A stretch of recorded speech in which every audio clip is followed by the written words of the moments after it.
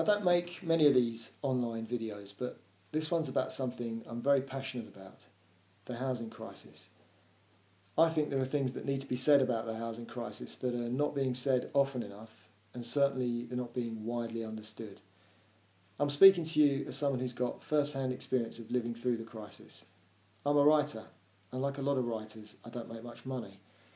Unfortunately, while I was at college and university, average house prices in the UK more than trebled.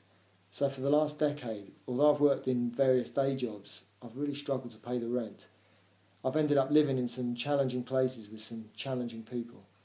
To be honest, a lot of the time I felt trapped by a lack of money and a lack of suitable accommodation. Well, the good news is for me, I now own a home.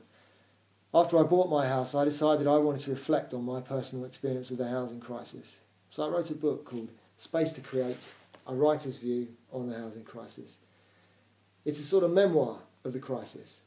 It's also an expose of what's been happening down here on the ground. I think a lot of people have just got no idea what life is like for people who are caught up in the crisis. One of the reasons I was compelled to write the book was because I wanted to try to help the younger generation. I know the housing crisis is disproportionately affecting young people, and the situation isn't getting any better. I think the way this younger generation is being treated is cruel. Young people in Britain are being humiliated.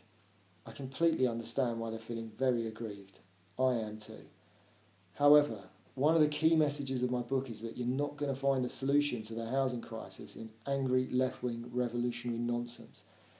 I see crowds singing Jeremy Corbyn's name at music festivals, and I desperately want to communicate to people that Corbyn and his angry cronies are not the answer. Socialism can't fix the housing crisis because socialism caused the housing crisis. I'm talking about socialist planning policies that have created a shortage of new houses because socialism always creates shortages. When socialists try to control a sector of the economy, they only end up restricting people's productivity. Socialist planning policies have made it harder for landowners and builders to produce houses. I'm also talking about mass immigration, a policy that socialists initiated and have zealously defended. I know this is a touchy subject, but we really need to start talking honestly about immigration. For the last 15 years, immigration has led to the UK population increasing on average by 250,000 people every single year. Every year, we would have had to have built a new city to accommodate 250,000 people. 15 new cities in 15 years. Anyone who thinks mass immigration hasn't contributed to the housing crisis is living in cloud cuckoo land. We need to start talking frankly about housing, and that's what I've tried to do in my book, as well as trying to take a thoughtful and compassionate approach to all the issues involved. I hope the book will be an eye-opener for you, whether or not you're personally struggling in the crisis. And if nothing else, I hope the book will make you laugh. It contains lots of stories about my ridiculous life and some of the ridiculous experiences I've had during the housing crisis. The book is available as a paperback or an ebook from Amazon.